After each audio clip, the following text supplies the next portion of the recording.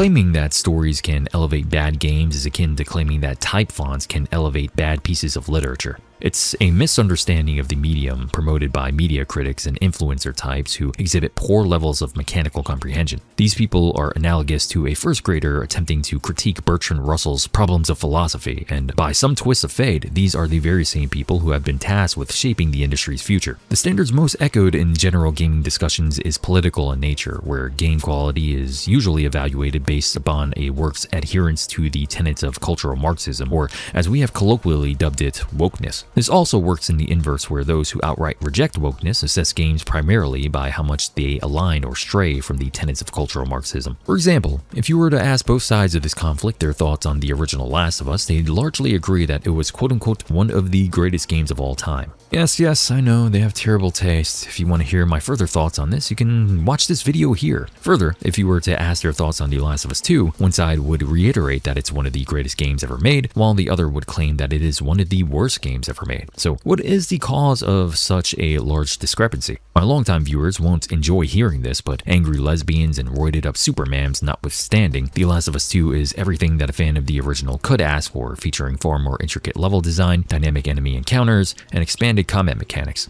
Admitting this doesn't weaken the position of the anti-woke reactionary, as the Last of Us games were crafted with the intention of subverting audience expectations and social mores, but to write them off entirely based upon their narrative failures without factoring in the quality of their gameplay is analogous to judging a book by its cover. If we were to tweak the narrative of The Last of Us 2 to fit the sensibilities of the anti-woke reactionaries without changing a single thing about the core game design, these reactionaries would have hailed it as a medium-defining masterpiece, and therein lies the problem. How can a game go from being a 0 out of 10 to a 10 out of 10 based solely upon its thematic context? Even though ideologically I'm closer aligned to these reactionaries, this style of critique is inconsistent and short-sighted, perpetuating the ideas that games can only be great if they reflect our personal values. Even if it is the case that games in the style of The Last of Us are made with a narrative focus in mind, it does not stand to reason that we should therefore write off the strengths and weaknesses of their core game design. It is the unfortunate case that we cannot speak about the failures of game critique without also discussing political frameworks such as these. However, the source of the tension between audiences can be distilled into two camps: those who prioritize gameplay and those who prioritize narrative. It is my contention that those who prioritize narratives generally don't understand what video games are, as they primarily hold gaming to the standards of film and literature without taking into account that gaming is uniquely defined by interactivity. The standards of passive mediums cannot be mapped down one-to-one because the agency of the player is the driving element of video games. Without player interactivity, the game only exists conceptually, unlike other mediums where works exist despite whether or not a listener, viewer, or reader is there to engage with them. A video game without a player is like a film without its lead actor, a canvas without a painter, or a guitar without a guitarist. It's a set of particulars which has no identity until user input is enacted.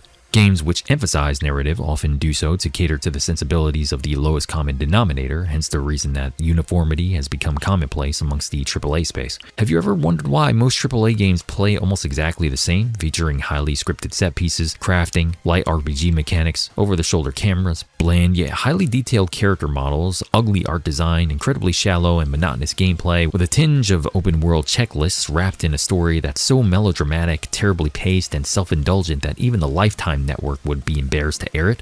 Well, here's your answer. When an interactive medium is invaded by an audience who is ambivalent toward interactivity, the only means of captivating their brain-rot-addled minds is by de-emphasizing game mechanics and prioritizing spectacle. A great example of this are the supposed lifelong Resident Evil fans on social media perpetuating the notion that tank controls are objectively bad and that the remakes are far superior because they quote-unquote fix the dated design elements of the originals. What exactly does dated mean within this context? It means that these games don't play like every other third-person narrative Sony-inspired big-budget walking simulator in current year, and because they don't have the patience to meet the games that they're playing on the terms that the developers have laid out, they write them off as relics from a more archaic time. Imagine playing a game of checkers and claiming that it's dated because it doesn't play like chess. This is the kind of thinking, or lack thereof, that has become prominent in the gaming space, and is literally one of the core reasons that the industry has been in a perpetual state of stagnation since 2012. To many of these tourist or normie types, games are simply a passive time-consuming activity that they barely engage with for social clout. They don't play games to have fun, they play them in order to turn their minds off and escape from reality. The moment that you introduce them to innovative mechanics, challenging scenarios, or unorthodox control schemes, it shatters their immersion and brings their inadequacies to the surface. Instead Instead of responding to challenges with wonder and excitement, they respond to them with half-baked rationalizations about short-sighted design decisions and dated game mechanics. Gaming discourse often devolves into these surface-level discussions because there is a massive barrier of entry between casual play and mechanical mastery that is incredibly difficult to scale. Overcoming this barrier requires a level of skill and dedication that most people are unwilling to partake in, so is it really any surprise that those of us who talk extensively about the nuances of game design and mechanical complexity are so few and far between? As much as we may be able to wax philosophic on how crucial it was for Yoko Taro to sculpt 2B's ass with a perfect balance of form, function, and aesthetic beauty, this kind of commentary gives us no indication as to the quality of Nier Automata as a game. If gaming truly is an art form, as many of you tend to argue, wouldn't it make sense for us to make sure that those doing the critiquing are at the very least skilled gamers? It is my contention that this has been the driving factor in the rise of the gaming is dead sentiment over the last decade or so. When the standards that games are evaluated by are defined by people who are fundamentally terrible at them, you end up with an industry that can produce nothing but soulless high-budget slop catering to the lowest common denominator wannabe champagne-swigging socialite who still vehemently believes that true communism has never been tried before. Ultimately, what I'm communicating here is that if you aren't at the very least good at video games, then your perspectives on the medium are meritless and should be dismissed at face value. Video games must first and foremost be evaluated from a gameplay-centric paradigm. Anyone stating otherwise should be gatekept from the community with extreme prejudice, as this kind of thinking leads to the faulty conclusions that titles such as The Last of Us, Elden Ring, and Dead of Soy 2018 are medium-defining masterpieces, which they are not. If a video game features the greatest story ever told in conjunction with terrible gameplay, then for all intents and purposes, it will be a terrible game. However, if a video game features the worst story of all time but has some of the greatest gameplay to ever grace the medium, then it is and always will be a great game. This doesn't mean that there isn't room for discussions about excellent stories, characters, or themes in the realm of video games, but it is to say that these elements are simply window dressing for the core gameplay to shine through. Moving forward, my intention with the analysis side of this YouTube channel is to further flesh out the language that we use to assess video games, and more importantly, to promote the idea of mechanical comprehension. Sure, many of you are wondering what that means, as I said it earlier, so let me flesh out this idea a little further so you can get a feel of what I mean by this. Mechanical comprehension is to gaming what literacy level is to reading. Not to be confused with media literacy, which is the analytical practice used to critique a piece of media from particular ideological frameworks. Mechanical comprehension is both the conceptual and tactile understanding of a game and its systems. For instance, someone with high mechanical comprehension doesn't only intellectually understand the nuances of a game and its mechanics, they can also performatively engage with them at an expert level of play. High-level play will naturally look different on a game-by-game basis, but broadly speaking, these standards are defined by the developers themselves through scoring systems, difficulty modifiers, challenge modes, achievement lists, etc., etc. Let's use stylish action games as an example to really drive this point home. In the realm of stylish action games, high-level play often involves the ability to complete the campaign on the highest difficulties while achieving perfect ranks across all missions. This would be the minimum level of comprehension necessary to thoroughly critique these kinds of games, yet there are levels of mechanical comprehension above the standards set by the developers, which are defined by expert level players as they achieve further and further mastery over the game mechanics. This can manifest in self-imposed challenges such as no damage, speedruns, score attacks, and the like, where players push the established rules of the game far beyond their intended limits, creating systems within systems that allow for greater player expression than was initially intended by the developers. It is crucial that those placed into influential industry positions must exist at a level of comprehension somewhere between these two metrics, where they are skilled enough to have completed a title's most difficult developer-defined challenges, but are also curious enough to experiment with some of the more arduous community-established challenges. In addition to a high level of mechanical comprehension, critics must also have an extensive knowledge of the history of the kinds of games that they're reviewing so as to thoroughly flesh out their positions and provide their audiences with a more accurate understanding of the strengths and weaknesses of not only the particular games that they're evaluating, but also the entire genre that said games may or may not fall into. It is of the utmost importance for the health of the industry that the voices who drive it forward have the capacity to understand these works at a high level of competency. Otherwise, uniformity and accessibility in the form of mechanical dilution become commonplace, as the last 12 to 15 years has demonstrated.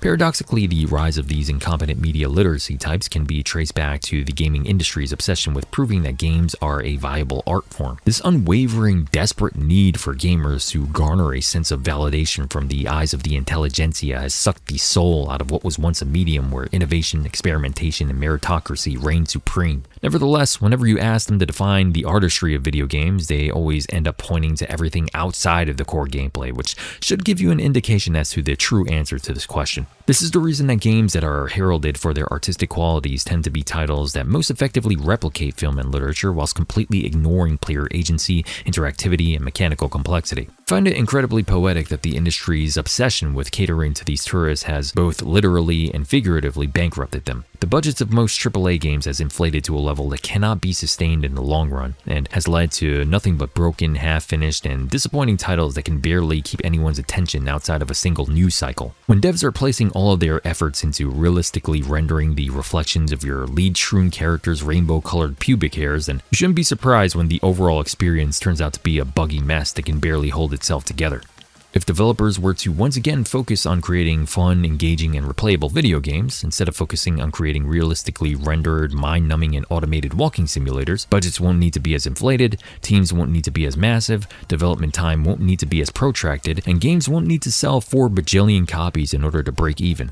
It is also the case that most of the bottom feeders in prominent media positions are only there because they didn't have the intelligence, talent, or discipline to be successful in any other industries. The gaming industry has become a dumping ground for failed screenwriters, actors, and artists who can garner rampant adulation with subpar work that would have been laughed out of any other discipline. The supposed auteurs of the craft, such as Neil Cuckman or Hideo Kojima, exhibit a level of writing prowess reserved only for the most prestigious hallowed halls of a inner-city public middle school writers club. The fact that their stories are considered the epitome of excellent narratives within the medium is about as tragic as it is hilarious, especially when genuinely great writers such as Amy Hennig, particularly her work on the Legacy of Kain games, is overlooked and mostly ignored. Hell, even Sonic the Hedgehog on the Sega Genesis communicates its environmentalist themes with a level of maturity, class, and subtlety that makes these quote-unquote auteurs look like remedial speds by comparison. Yuji Naka and his team at Sega allowed players to experience the follies of rampant mechanization through level design that became increasingly more oppressive as Sonic traversed from the beautiful, sprawling, iridescent backdrops of Green Hill Zone all the way to the miasmic, cold, sterile, and clinical death trap that was Scrap Brain Zone in attempts to prevent Eggman from creating a cyber dystopia. Emergent storytelling in this vein is where video games truly excel, as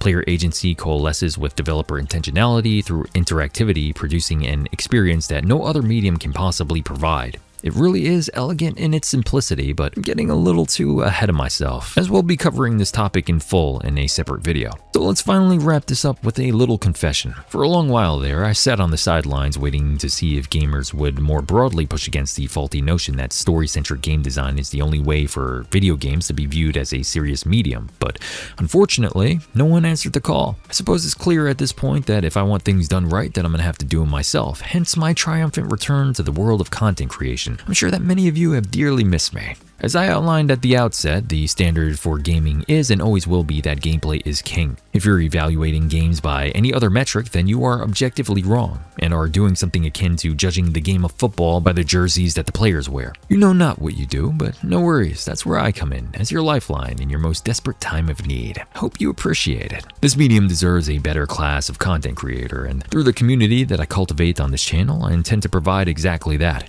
With all that being said, just in case you forgot, or if you're somehow new here, the name's Atrophy of Soul, and I hope you're ready because the great revival is finally upon us. Till next time, be sure to take care of yourselves, have an amazing day, and God bless. Adios.